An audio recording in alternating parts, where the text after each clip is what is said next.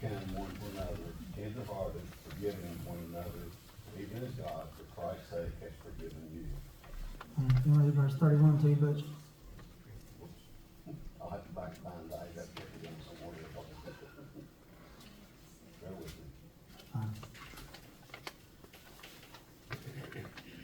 Let all bitterness, wrath, and anger, clamor, evil speaking be put away from you with all malice.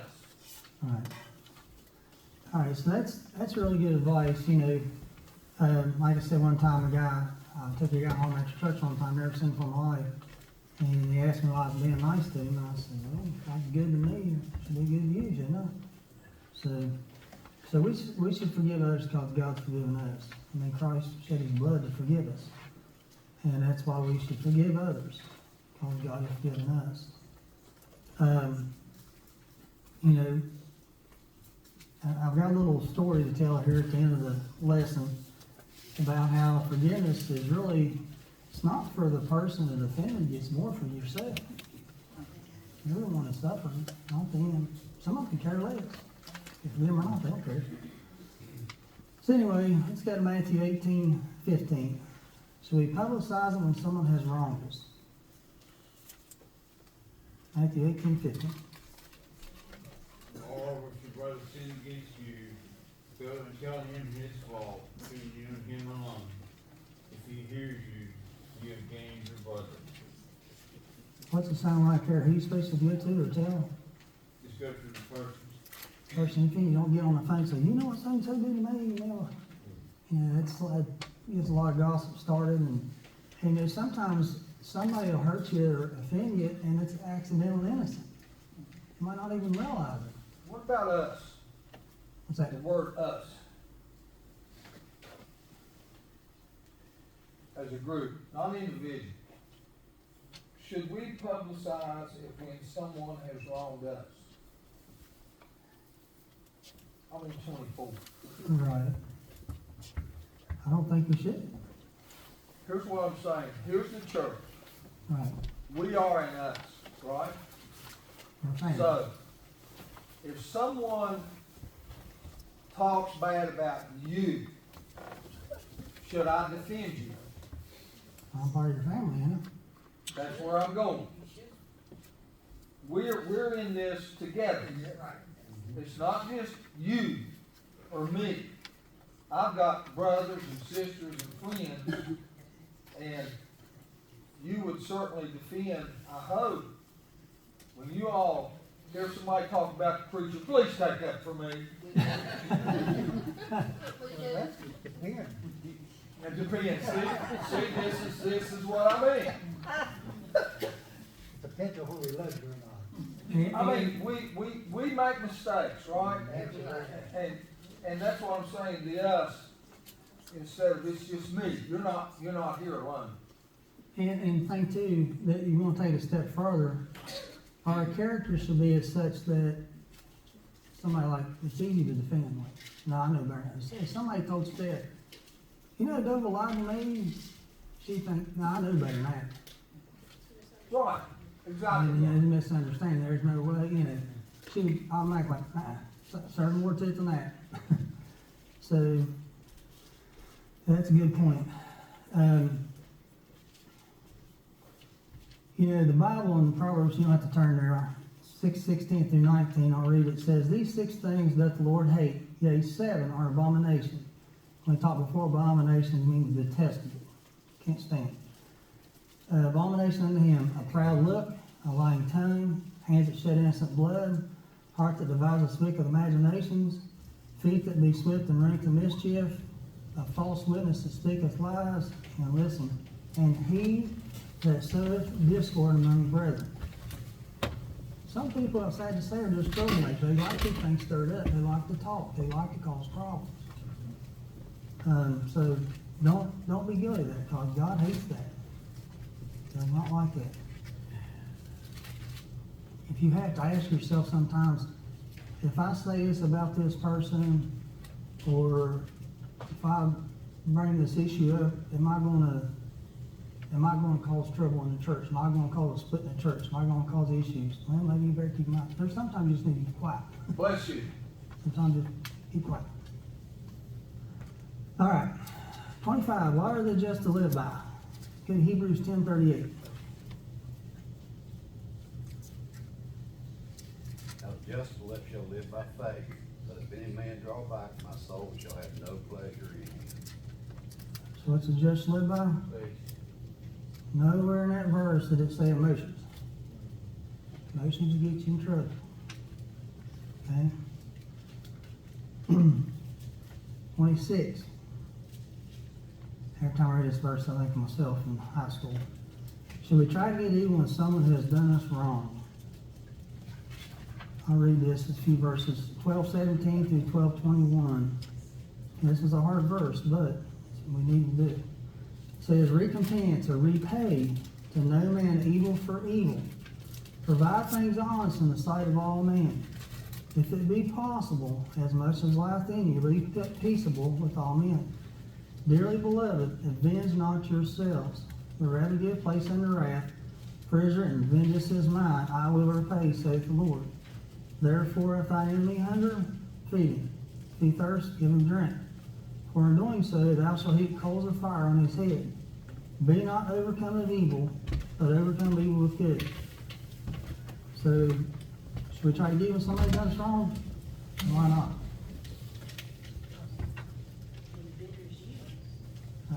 No, we shouldn't. And you've heard that saying, don't stoop down to roll level.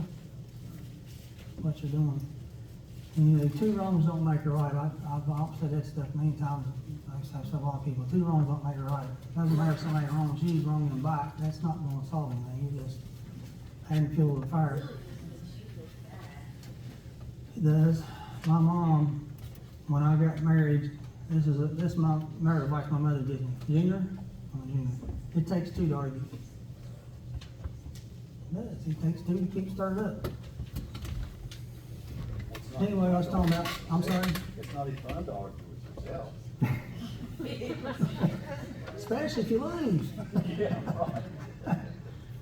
Now, when I was in high school, I look back and I think, I wasn't a heathen or anything, but my t-shirt I wore says, I don't get mad, I get even. And that was the t-shirt I wore in high school. That wasn't a very good shirt. Do you ever argue to yourself? I get mad at myself sometimes, but that counts.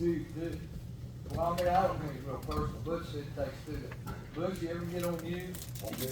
Yes, sir. I get myself a lot of times. Sometimes I shoot my mouth off when I should shut up. Which is hurt. Stop these stuff. It's, sometimes, and I'm probably going to explain it wrong, you're two people. You're the flesh, and then you're the spirit. Carnal nature. And you have this warfare. It's not always with someone else. It's with yourself. I shouldn't have, maybe I should, and that's where we are spiritually. So the stronger you are spiritually, the weaker you are in yourself, flesh. You see what I mean? It's not always someone else. Right. Sometimes it's ourselves. How many times you say something to somebody and you're walking like, Right. I messed up. You kick yourself in the butt. I shouldn't have said that, or I wish I'd said. Sometimes you didn't say something you should have. And you beat yourself up. That kind of Just goes like on that little yourself. cartoon on TV with the angel on one shoulder Yeah, and the devil sitting on the other. yeah. That's You're it. in between. That's it.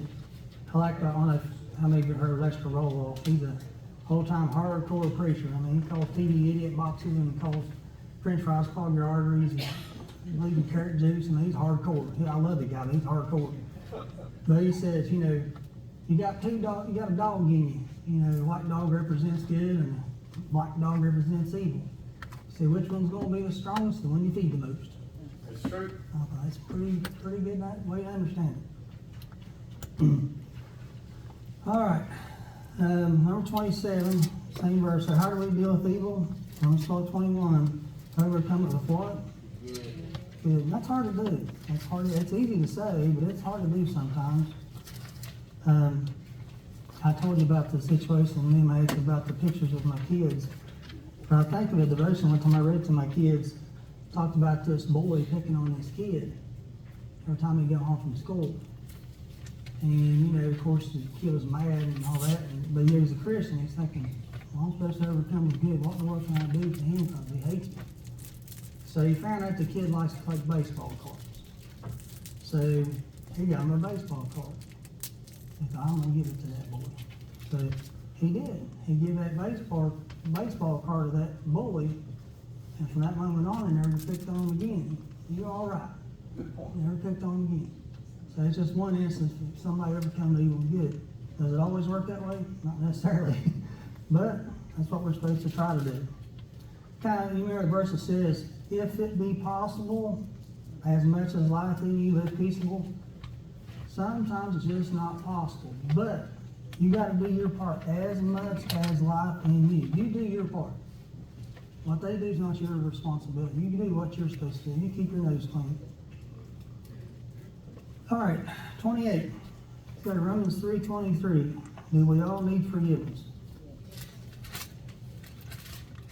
Let me read that verse. Very short verse. Good verse. So all have sinned and fall short of the glory of God. What's all mean? It means all, don't it? Everything. In the direct any translation, all means all. It means everything. So yes, we all need forgiveness. All right. You got two scriptures on this one. Could someone, I got a typo here, mess up their eternal life over unforgiveness? All right, let's read, somebody read 1 John 3:15, and I'll read Hebrews 1. 1 John 3:15. Whoso hates his brother is murderer, and you know that no murderer has eternal life abiding in him. All right, and Hebrews 12:14-15 says, follow peace with all men and holiness, with which no man shall see the Lord. Looking diligently lest any man fail the grace of God, lest any root of bitterness springing up trouble you, and therefore may be defiled. All right, so unforgiveness can turn to bitterness. Bitterness can turn to hate. We just read here what hate is equal to. We know no murder will enter the kingdom of heaven. So look at Cain and Abel. Good example. He was bitter. He hated it. His sacrifice accepting his wasn't. And it led to, he actually did commit the act of murder. It's like, you know, we talk about adultery. Jesus said if you commit adultery in your mind, you always commit the act. So it goes more sometimes than actually doing the act. You got to watch your mind. So yes, it can. Unforgiveness can keep you out of heaven. Yes, it absolutely can. So you may be defiled. Okay, now, like I said, we can be right on it. Like, so Psalms 103 verses 8 through 12. What are some things God has done to set an example on how to help us to be forgiving others? There's 4 things here. I want you to listen as you read the scripture.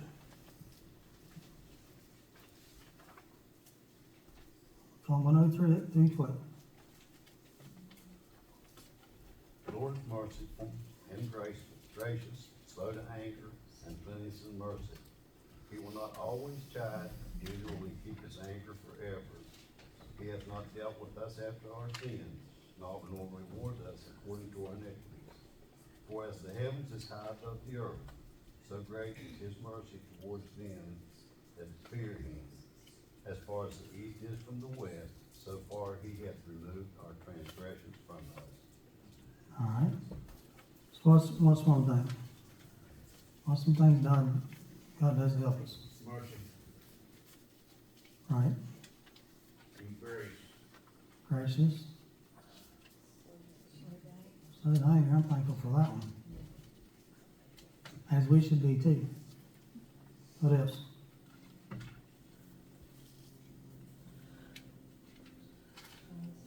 Says loving what?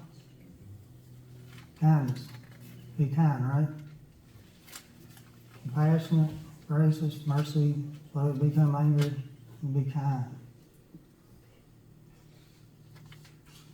Okay, now, that's the last question on the lesson. I had some discussion type stuff on to bring out. In your mind, when you truly forgiven somebody, how do you know? How do you know you truly forgiven somebody? Good. What would you say? You have a peace. Yeah. That's a good word. I was thinking, feel bad. I'll tell y'all a little story I might have told before. I was saved as a kid, so I never had that going to the altar, and when you come up from the altar, you have that just release and a burden on your heart, like I hear other people talk about when I was a kid.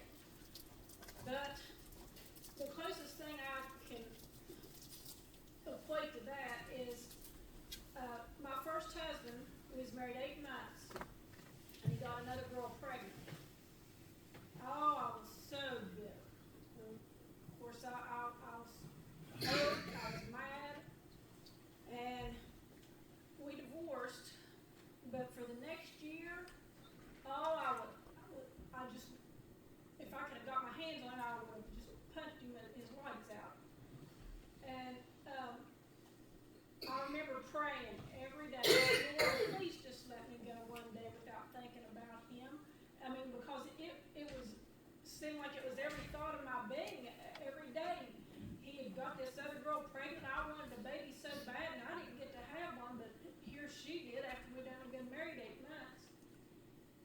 And my mom gave me marriage counseling. They were on cassettes back then. And on the way to work, I was playing it. I can tell you exactly where I was. The preacher was talking about forgiveness and how you have to forgive each other in a marriage. Well, we were no longer married, but I thought, Lord, I'm going to forgive him. And as you cross the bridge there, or cross the river there at the Civic Center, is where I started praying. Well, I started praying before that, because as I was crossing that bridge, it was like that. The weight lifted off of my chest, and I never held no grudges against him again another day. I was done. But it consumed my life, and I felt like my every thought and my every being for a year, until that day I forgave that man. And after that, I had no love for him. I had no hate for him. I had no feelings for him. It was done. It was over with. It was the past. But until you can actually forgive somebody, he never knew I hated his guts. He never knew True. I was so angry at him. True. I knew, well, I'm sure he knew I wasn't pleased, but he never knew the extent that went. True. But my heart knew, and my heart knew when I forgave him. We have a lot of people have a lot of personal issues like she has. We have a family here, and I don't want to be out of line, that personally I've talked to a little bit, but an individual murdered his sister, and he was sentenced to life. After 20 years, the individual that murdered his sister got out. And he can't forgive him. He just can't do it. He said, I hate him. You know, he's a very humble individual, but he can't forgive him. So I can understand him also. That forgiveness is a big thing. And it wasn't that the person offended him, Right. but the person, and you know, I listen, you and Steph familiar with what's happening in your family. There's some big things to forgiveness. Mm-hmm.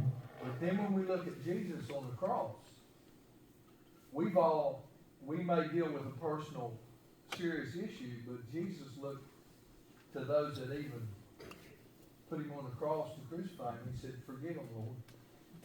A big forgiveness that a lot of us have trouble with is forgiving ourselves for our sin. You know, if you dwell on everything you've done wrong in the world, he'll eat you up. Right. And you have to learn to forgive yourself. Amen. Because it holds you back. I mean, it stunts your growth. It holds you back. It hurts you. You know, like what Steph said about peace, and I heard this. I listen to a lot of stuff. I've got about 45 minutes going to work every morning, so I'm always listening to preaching or something all the time. And I heard somebody say that, you know, when you're truly forgiving somebody, when you can think about it, and your emotions don't change anymore. They don't get you don't get riled up over it, or you just think, well, that's just like a matter of fact. You know, Like I said, I no longer, I hate him, I no longer love him, I had no feelings at all. and before you done that, you probably talk about it, you probably got red face, blood pressure went up, and everything else. Now it's nothing. You know, that's how you know when you're forgiving somebody. You can, like, you know, you don't rile you up. Now, let me ask you this question. What if somebody you want to ask to forgive you and they're no longer alive, or maybe they moved out of state, you can't get to them? What do you do then? How do you get closure from that? Any ideas? Are you saying you did something wrong to them? Or they did something wrong Right, to you? you done something wrong to them. Well, God's gonna forgive you if you sincerely You feel ask. guilty about it, and you're beating yourself up, and you can't seem to get past it. Now, I'm no psychologist, but I thought this was pretty good. He said, set a chair down in the room and pretend that person's sitting in that chair, and you spill your guts out to them. Try to get you some closure that way. Yeah. And I've heard that, and that might work for some. But, okay, now, as far as your health goes and stuff, what are some negative effects of unforgiveness? You've already talked about bitterness. It affects you physically. In what ways? That's what I'm You looking get for. sick, you can have like, you know, problems with your belly, headaches all the time, you know, how you feel when you get the flu, kind of. It puts you in depression too. Exactly. That's You good can word. even bring on cancer and stuff, they say. Yeah. High blood pressure, you name it. I was curious to go online and just look at the Mayo Clinic and see what they had listed for unforgiveness. These are the symptoms, issues. The Mayo Clinic, go online. Anxiety, stress, heart health, can actually affect your other relationships. Takes the joy out of life, like I said, it holds you back. And hostility. That's pretty serious stuff, and they're all right. I mean, every one of them makes sense. You know, my cousin's in prison. Bless. I think a lot of his problems came from his childhood. His mother left him when he was still in diapers, and his dad remarried. His stepmother had 3 kids that I remember she showed definite differences between her kids and my uncle's kids. And Ronnie was the youngest, and they butted heads big time his whole life.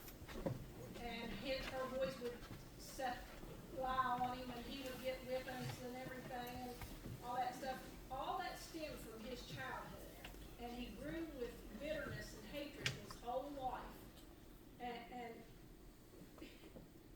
he had anger issues. And it all stemmed from his childhood. And she's gone now, but he never did get to tell his mother or his stepmother how they actually affected his whole life. This is why God is who He is. That He can fix whatever's messed up, if I use it in the term. Through His Son Jesus, we can forgive them that may have passed by the way of death, that we hated them. We can still, through Christ, our spiritual life, like I've said, I can't take back the things I stole, but God can forgive me. Right. And that's the wonderful thing about it. If you really believe in this, which we do, forgiveness is a very essential, wonderful thing. The individual he was talking about a while ago, within yourself, forgiveness can seem impossible. But with the Lord, The Bible That's true. says, with all things I was apostle. That's true, I that's can exactly do right. all things through Christ who strengthens Apostle. me. Within yourself, you may not be able to do it, but with God's help, you can. All right, now, I want to go over a few things here, what forgiveness is not. Forgiveness is not excusing one's behavior. Because you forgive somebody doesn't mean it's okay to keep doing wrong to me. You get that? Forgiveness is not excusing one's behavior. Okay? Forgiveness is not forgetting about it. People say you gotta forget. We're human, we cannot forget. Okay? And sometimes it's a good thing you don't forget. If you don't allow that circumstance or situation, maybe it could happen again. Okay? It's I won't say that. I thought it would be a good example, but it might be too much. Got some younger people every day. So, anyway, and also, it might help you to be more cautious of yourself too. Okay, you know, you can learn a lot from other people's mistakes. You know, why is a lot of things written in this Bible for? Why? I mean, you look at the great men of the Bible, David and Moses and other people, how they messed up. They made some pretty serious mistakes. Why are the Ten Commandments written? It wasn't so we could earn our way to heaven. It shows how sinful we really was. They're there for our learning. You know, why is us parents so hard on our kids and grandkids? It's not that we're trying to be mean. We want them to learn by our mistakes. We want to teach them so they don't make the same mistakes we make. Okay. Forgiveness is not automatically trusting 100% again. That's a process of time. Okay? If you can ever get it back. And forgiveness is not a feeling, it's a choice. A little story I want to tell you. I very seriously thought about just playing on my phone instead of against the mic. But I thought it was really good about this kid. Okay, he was in school. And he was sitting there eating his lunch, and this boy comes up from behind him and grabs the back of his chair leg and just flips his face right in his spaghetti, right in his plate. Of course, he was a schoolboy, you know, and the kid, you know, of course, he didn't do nothing about it. He was mad. He was steaming mad. He went home, I'm just mad. That big old mean kid and all that. Well, he got to thinking about what he's been learning about forgiveness at church and everything. And he thought, I'm going to do the super nice thing. I'm going to forgive that boy. I'm going to go ahead tomorrow and I'm going to walk up to him and say, I forgive you for putting my face in spaghetti. So the next day, he went to school and he walked up that boy and he said, you know what? Even though you did me wrong and I had spaghetti dripping from my face and people was laughing at me and all, I'm going to forgive you. The boy looked at him and says, I don't care. Flipped his plate up and chocolate milk splashed in his face. Of course, the kid thought he was mad the day before. He was really mad now. He thought he was being super nice. And this kid didn't care. He was being forgiving, even being nice. And now he's got milk all over his face. So, you know, he goes back home and he's thinking, man, I'm really mad now. And then he got to thinking, you know, he didn't care if I forgive him or not. But who's mad? I'm mad. Who's it affecting? Me, not him. He don't care. So who's it hurting? It's hurting myself. So I'm going to forgive him, not for him, but for me. So you got to remember that. Forgiveness makes yourself a prisoner, puts you in bondage. And sometimes if you can't forgive yourself, you can't heal. All of a sudden you're beating yourself up and you just can't get past. You got to forgive yourself to allow yourself to heal, move on. Because it will hold you back. It will hurt your witness sometimes. Your light might not shine as bright. So forgiveness is not just for the one you offended or maybe them offending you, it's for yourself. Okay? If God, the supreme creator of all, can forgive you, why can't we forgive ourselves? We're just peons. Right. His authority is far greater than ours, so if he can do it, we shouldn't have no problem forgive ourselves. I mean, think about what Steve just said there. You know, if God Almighty can forgive us, what right do we have to take it from, like, no, I'm not forgiving myself. I know you didn't, no, I'm not doing it. Let him have it. The Bible says, cast all your cares on him, right? Hey, Doug, let me ask you this question, and this is just, well, I don't know what the word is when you're just making an example, or it's a big, hypothetical. Thanks for dropping in. Okay, if somebody did that to you, throwed the food in your face twice, I believe you could forgive. Now, what if they did that to your wife? I made those stories. It would be harder. Okay. It would be harder. There's, I look at scriptures a lot of times that says, God will never put a burden on me that I cannot bear. I think things happen to different people. What would happen to you would not happen to me. And I see your question right there. See, now you taught on forgiveness, but you're thinking, now wait a minute. You see?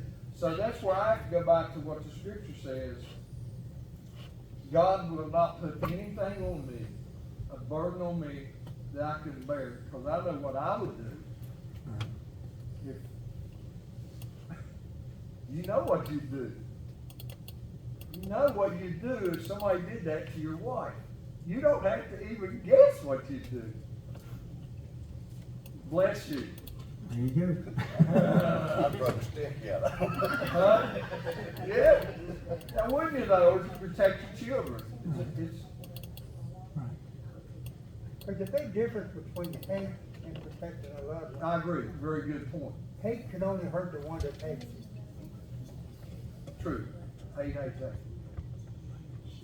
right, anybody got anything else? Good job. It's kind of a funny lesson, not a funny lesson, but it's kind of a sticky one to teach on. Good job. Good job. Bless you.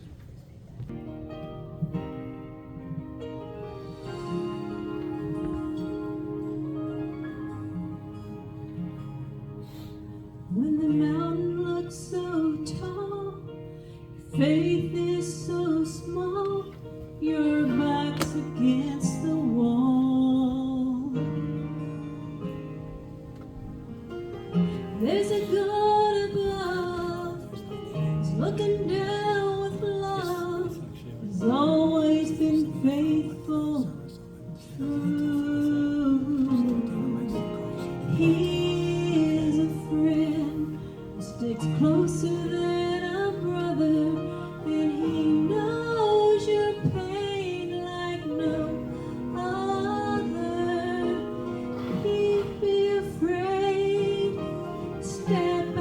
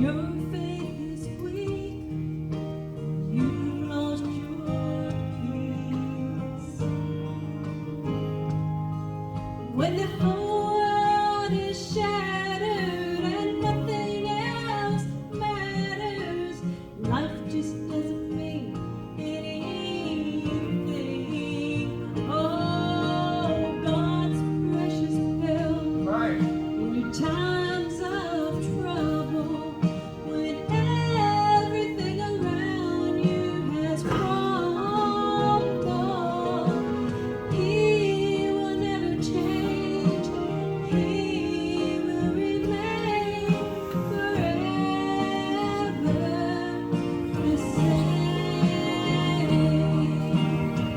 Oh, God's still faithful in the midst of it all. He's faithful.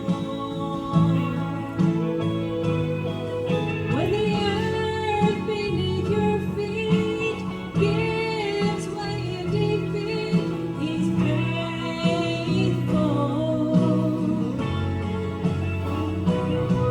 When it's just too much for you, and you don't know what to do, God will carry you through. When hope is all gone, give God strength to hold on. God's still faithful. Oh, when it's just too much for you, and you don't know what to do, God will carry you through. When hope is all gone, give God strength to hold on. God's still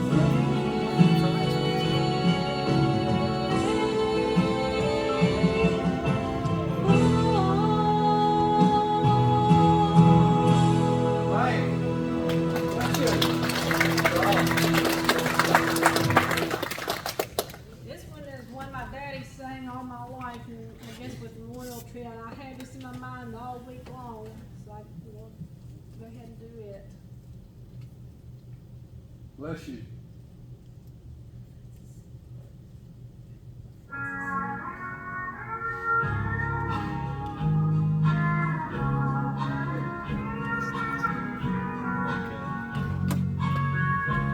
I'd have a source of strength when I am weak,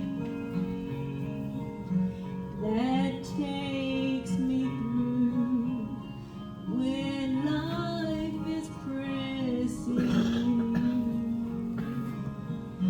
I have a source of power from above.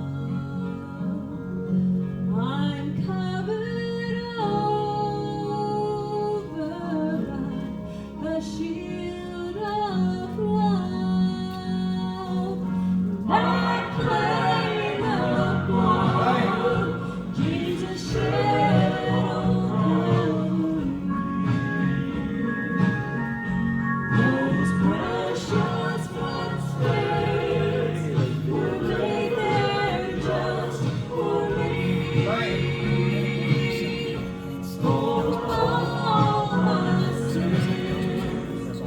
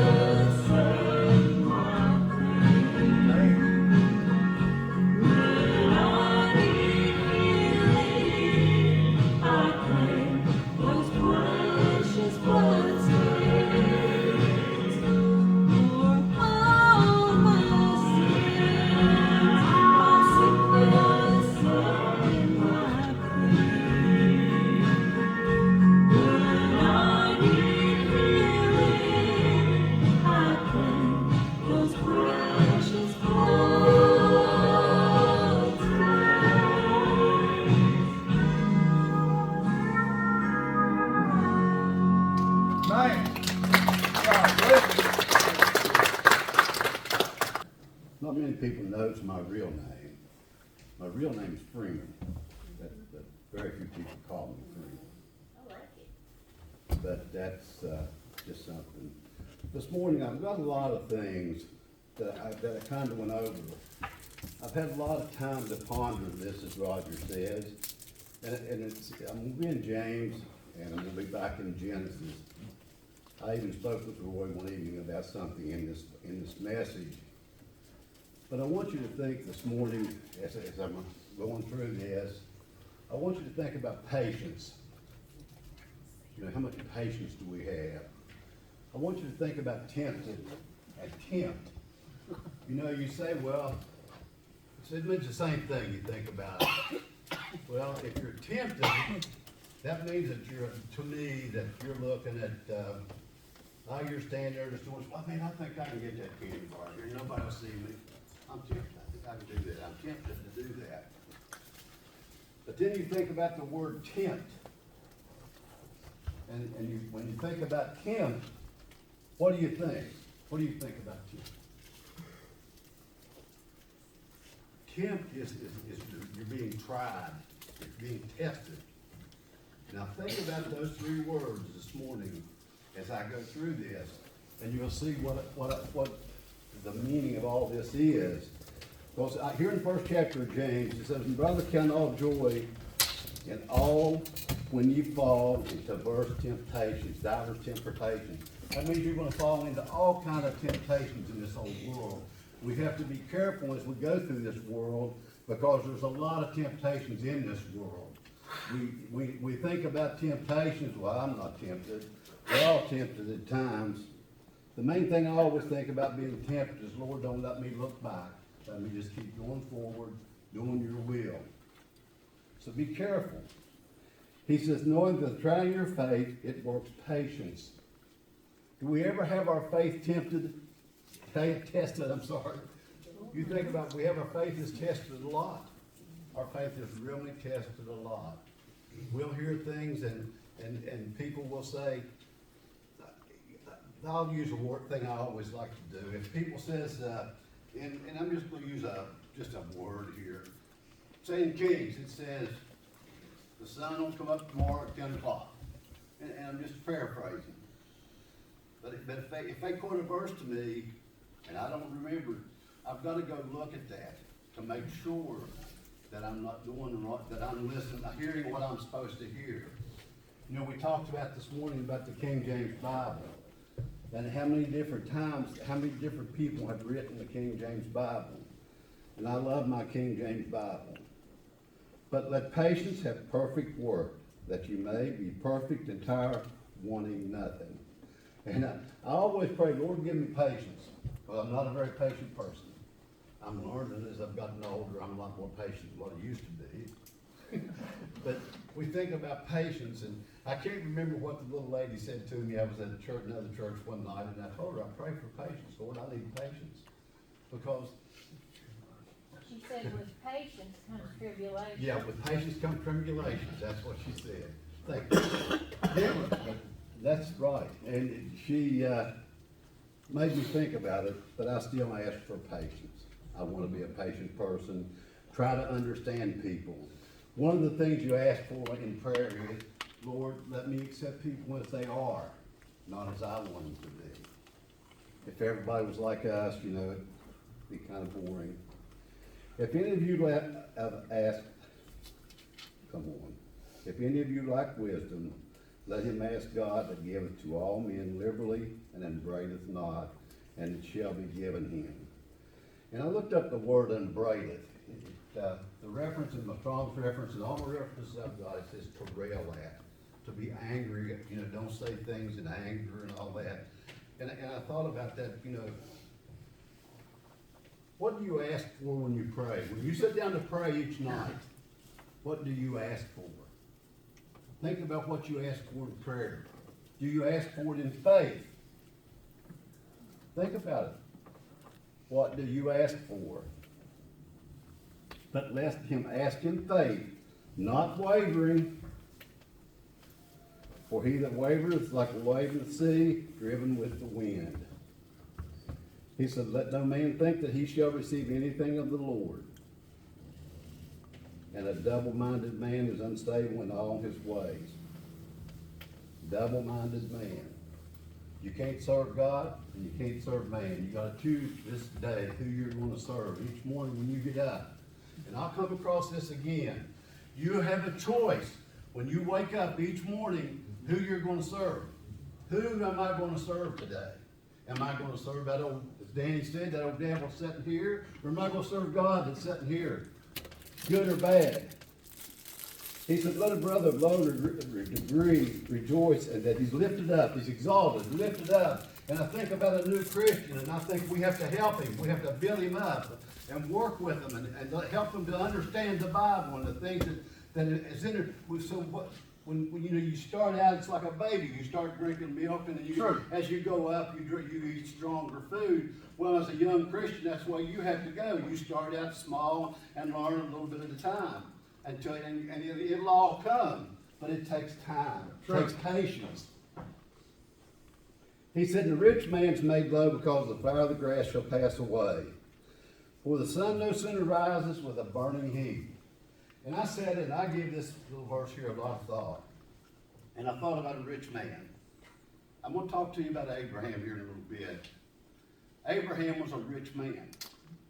Very rich, wealthy. You think Abraham's in heaven? I think anybody can go to heaven, no matter what. But I think about a rich man, and it tells you on down there, it tells you about as the day goes up, the heat. Let's just imagine it's July or August, it's just super hot, but of a morning you wake up and there's dew on the grass is pretty, the flowers have got their head right up to the sun and they're looking. Well, I think about a rich man, and that how a rich man goes through the world. They've got everything that they could possibly want in this world. But then I think about now how's this rich man, how's he going to get into heaven? How's this rich man going to get into heaven? And I got to thinking about this burning heat. And I thought about, okay, you take these flowers of a morning, they're beautiful. Head straight up, grass is pretty, everything's pretty. But as the day goes by in July and August, it gets real hot. The flower bows his head. The grass kind of wilts down a little bit. What's the first thing that rich man's got to do to receive eternal life? He's going to have to bow his head. He's going to have to pray and ask for forgiveness. He's like that flower. He's got to learn to bow his head. That's the first thing. He's got to humble himself. How many of us in here this morning humble ourselves? You know, it's like I said a while ago, I used to be awful hot-headed. But anymore, I try to think about people and what people say. And like I said this morning, sometimes it just gets ahead of this. We all do. My own mouth gets ahead of my brain sometimes, so we have to be careful. But we think about, do we humble ourselves? How humble are we? How humble should we be? He said, blessed is the man that endureth temptation, for when he is tried, he shall receive the crown of life, which the Lord hath promised to them that love him.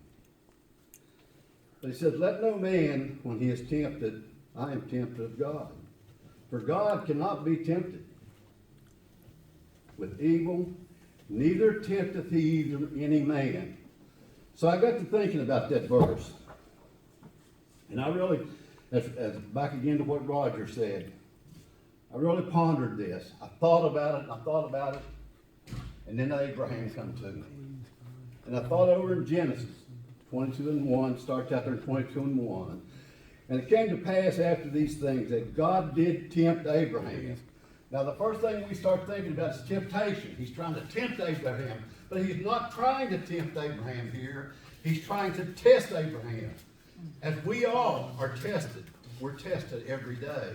Well, God is trying to test Abraham here.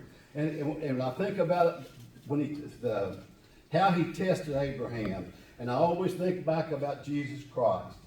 And I think about how it must have been that God, when he sent his son into this world, to know that he was going to die for us. And how it felt. And I thought about Abraham here. And he said, take thy son, thine only son Isaac, whom you love. Take him to the land of Moriah, to a mountain that I've chosen. And Abraham rose up early in the morning, saddled his animals, and took 2 of his young men, and they went off.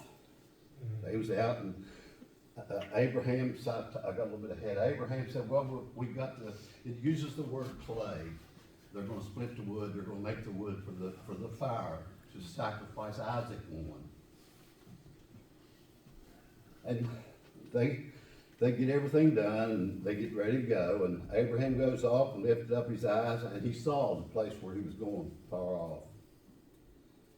And Abraham said to his young men, he said, I want you to stay here. We'll be back in a little bit. I want you to think about right there when Abraham says that. He said, we're going to go over here and worship, I and the lad, and we'll come again to you. Right. I want you to think about that verse. I and the lad are going away, and we will come back to you. It didn't say I, and he knew he'd go sacrifice Isaac. He said, we will come back to you. What's the first thing he's done? His faith was tested right there because he knew that his son was going to come back with him. He knew he was. You said, well, man, he's a lie right there. Think about it. He's telling these people this guy's coming back. We're both coming back, and he knows he's going to sacrifice his son. But that shows you the faith that he had, because he knew. And Abraham said to the young men, and Abraham took the wood and laid it on his son. Now here he is, he's making his son. Picture yourself making his son carry this wood that he's going to sacrifice him on. And Isaac spoke to Abraham and his father, and he said, Father, he said, where am I? And he said, behold, the fire and the wood, but where's the lamb for the burnt offering? He's asking his dad, Dad, where's this lamb that we're going to sacrifice? What does Abraham tell him?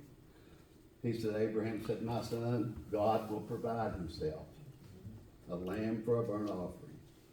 And they came to the place which God told him. And Abraham built an altar, laid his son on the altar to sacrifice him. He took the knife, stretched the knife out to slay his son. And the angel of the Lord told him, stop. You've done what we wanted. We didn't want you to sacrifice your son. We wanted to see if you were willing to sacrifice your son and how much you love God. I ask you this morning, each and every one of us, how much do we love God? How much do we love Jesus Christ? How much love do we have in our heart? I often think about if the time would come that it would come to me that I should sacrifice my sons, how hard it would be, how hard it would be. But he tested his faith. He knew. But what did he do? When he looked up, there's no ram over here, tangled up in the briars. There was the sacrifice that he wanted him to have. And that he provided, because Abraham had faith. Abraham believed in God. He knowed what he just knowed. And you say, well, he just knowed. But he was tested, he was tried. And I thought over in Corinthians, as I was going through all that, it said, there hath no man taketh you, but such as cometh to man, but God is faithful, who will not suffer you to be tempted above that ye are able, but will with temptation also make a way to escape, that you may be able to bear it. And what did he do with Abraham? He made a way. He made a way to escape. He'll make a way for all of us to escape, no matter what we get into. We talk about all the things that we do in this old world. It's like Dovel was talking about teaching in his lesson this morning. We talk about forgiveness. We can forgive. Forgive's easy. Forgetting is the hard part. True. That's where we have to be careful, because it's hard to forget. He said, but every man is tempted when he's drawn away of his own lust and enticed. And the first thing I thought about that was drawn away. Where would you think, if you was going to, if you was going to sin today, where do you think it would begin? Where do you think would be the first lust that you would sin? And I think about the eyes, the lust of the eyes. That's what will get you in trouble quicker than any of it. Lust of the eyes. lust of the flesh. And we think about all the different things that we see with our eyes. And I think about a blind person. And I think that's one lust that they never have, is lust of the eyes. In my message a couple weeks ago, I talked about the blind man and the faith he had. Oh, what? I'm gonna go there. I want to do that. I know it's kind of a bit away, but I was talking about the blind man, and Jesus and his disciples were walking by, and they looked down and they saw this blind man. And they asked him, so Lord, who sinned? Did his mom and dad sin, or did he sin at birth? And he said, who sinned? He said, no one sinned, but for the work of God. This is why I do it. And he went over to him, and he told him, he said, just make clay, and he spit in the ground, he made clay, and he washed his eyes, said, now go to the pool of Siloam and wash, and you'll see, you'll receive your sight. He never questioned him. He went right straight and done what God asked him to do, and he come back seeing. And even though he came back seeing, there were so many people that would not believe that what they were seeing, they wouldn't believe what God had, or Jesus had done for him. There's a lot more to that, but that just, it's faith. We have to have faith. Each and every one of us, we can say what we want and do what we want. We have to have faith. He said, do not err, my beloved brother. Every good gift and every perfect gift is from above, and cometh down from the Father of lights, in whom is no variableness and neither shadow of turning. And I thought about that, and I think about Jesus again. Jesus is the same yesterday, today, and tomorrow. He's unchangeable. True. He's always the same. He will always be the same. He said, of his own will begot he us with the word of truth, that we should be a kind of first fruits of his creatures. And you know, we think of first fruit, that's the very best. That's the very best that you can be. And that's what he wants us to be. But he asks us, all he asks of us is a reasonable service. A reasonable service. You get up on Saturday and Sunday morning, you go to church. You read, study. You get up on Wednesday, you come to church. You study, you build your spirit. Church don't make you, you've got to, with faith, it's like they talked about the dog. You've got to feed it. You've got to feed the good. Feed the good. Because the bad will overcome the good. And it's so simple. Wherefore, my beloved, let every man be swift to hear, slow to speak and slow to wrath. And there again, I come back to it. I have a pretty bad temper. And it's like Dovel and Roy said, when it comes to her, I got a short temper yet to this day, and God forgive me, I just do. And I can't help it. Because she's my love of my life. She's been through a lot with me. And I'm not seeing anybody mess over her. and I'm sorry. And I apologize for that. No, I don't. I will defend her. I will defend her. Because I love her. But I love Jesus Christ. And I want to be what he wants me to be. Not what I want to be. Not what you want me to be. I want to be what he wants me to be. I want to do what he wants me to do. Not what I want to do. I want to do what he puts in my heart to do. And that's what I want to do. I want to do the things that please him. Bless you. He said, for the wrath of man worketh not the righteousness of God. And when you're mad, does any of you ever get mad? None of you ever get mad, do you? You ever get mad, Stanley? We take it ahead, we take it. Sure. We all get mad, don't we? Because that's when we have to be our carefulest. When we get mad. Because we all get mad. I don't care. You know, I was telling, I don't know. Me and Elsie was driving home after church last night. And we was going down the interstate. It's not going to be what you think it is. But we're driving down the interstate, and I'm pretty confident. You know, God knows I'm not the best driver in the world. Don't claim to be. But we go down and we start up the hill near the Institute, and the first thing happened, my car done this, just out of the blue. It had been raining. And then we started on a little, just after we went through that, went a little farther, and a little light on the dash that tells you that the car, you know, when the car, which you don't need it, but it tells you when you're doing it. From there home, I was scared to death to drive. Because I lost faith in myself. You know, when you have no control over things, if we can control everything that goes on in our life, just think what it would be. You know, I think about Dovel talking about our kids, our grandkids and stuff. My boys get aggravated with me all the time because I try to correct them. I try to say, no, don't do that, do this. You know, it's like trying to talk into them to go to church. You know, you bring it up to someone, Scotty, why don't you come to church tomorrow night? You need to come to church. What's usually the first thing a sinner will do? Drop her head. I know I should. Well, if you know you should do it. You should do it. You know, it's like falling off a bicycle. If you know you shouldn't do it, don't do it.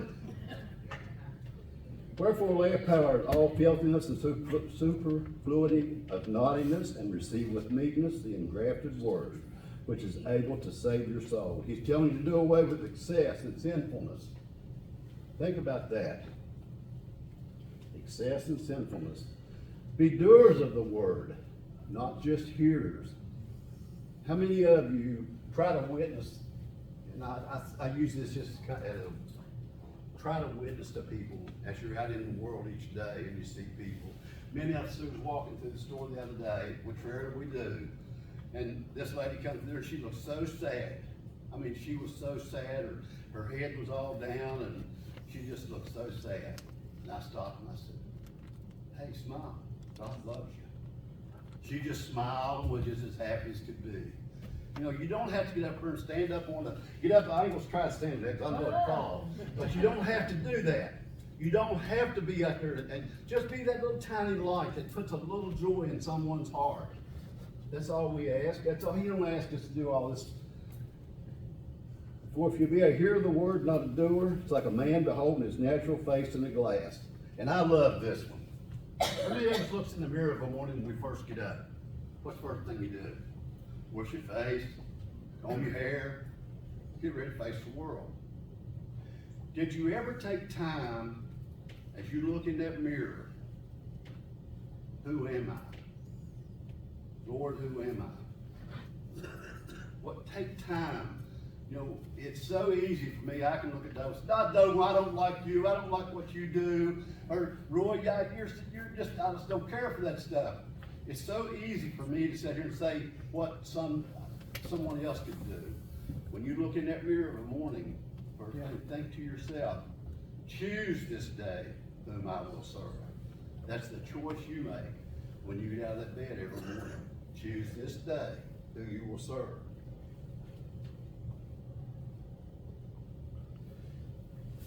But whosoever look into the perfect law of liberty and continueth therein, he being not a forgetful hearer, but a doer of the work, this man shall be blessed in his deeds. Now, if any among you seem to be religious, bridle not his tongue, he deceives his own heart. This man's religion is in vain. Well, this is a verse, probably one of the few verses that I read a lot, and I think about this a lot. Going over in the 3rd chapter of James here, he tells us that for in many things we offend all. If any man offend not in word, the same is a perfect man. Now, none of us offend anybody, do we? Well, I didn't see nobody shake their head, didn't. None of us do. But I want you to think. Take a horse. When I was raised up, we had an old horse, my granddad. She weighed about 1,800 pounds. Big old red horse, huge horse. I'd go at the barn and I'd put that I'd try to get her to do anything with just a bridle. I couldn't do, or with the halter, I'm sorry. I couldn't get her to do a whole lot because she didn't want to do it, she'd just shake her head. I put them bits in her mouth. And you take that old big horse, once I put them bits in her mouth, I could make her go left, I could make her go right, I could make her go forward, I could make her stop. I could make her do anything I wanted to do as long as I had them bits in my mouth. Well, when you're out in the world, think about that. Think about having them bits in your mouth to try to control that tongue, because you can control it. Just have to be careful. Then I think about these big ships Huge ships, 2 football fields long, huge ships. The wind can blow that ship any way it wants it to go, anyway. But you've got this little tiny steering wheel in there. You can make that ship go any way you want it to go with that little tiny steering wheel. Think about that. Put that steering wheel on in the morning. You'll guide yourself through the day. But then we come down to the good part. Even so, the tongue is a little member, both great things. Behold, what a great little fire it kindles. How many of us control our tongue? Nobody raised their hand. Yeah, that's right. You know, we think about our tongue. A tongue is a fire. It's a world of iniquity. It's a world of sin. So is the tongue among our members that defileth the whole body and setteth on fire the course of nature and is set on the fire of hell. You know, I think about the tongue and how easy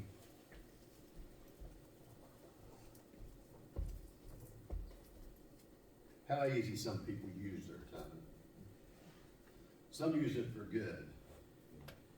And some use it for not so good.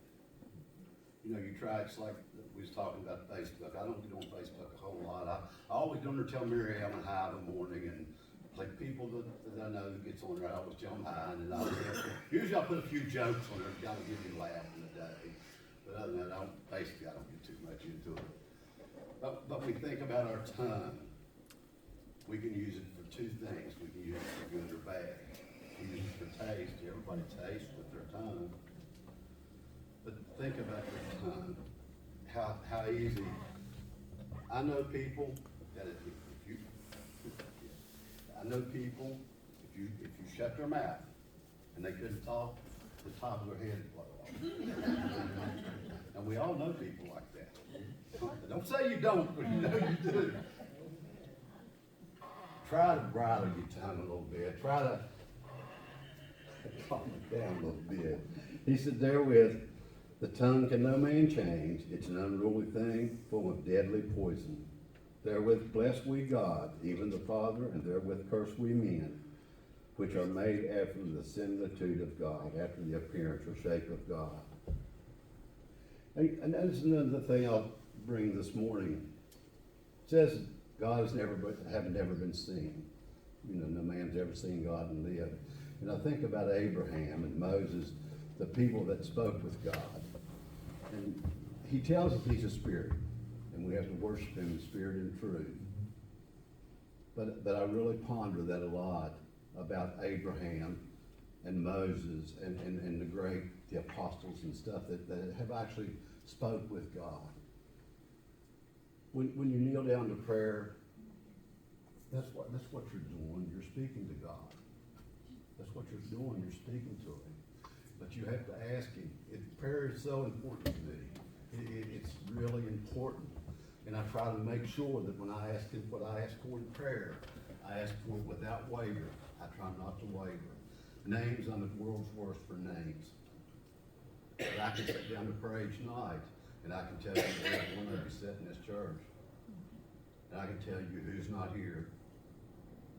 I love this church. I love you all. And you can believe that. I'll close that with my final little verse. Be kind one to another, tender-hearted, forgiving one another, even as God, for Christ's sake, has forgiven you. And I think about, when I say that he's forgiven me, I think about when he's hanging on that cross. They were crucifying him. They pierced his sides. They done all the things to him that they had to beat him. But what did he say? Forgive them, Lord. They don't know what they've done. And I'll close with that. Bless you.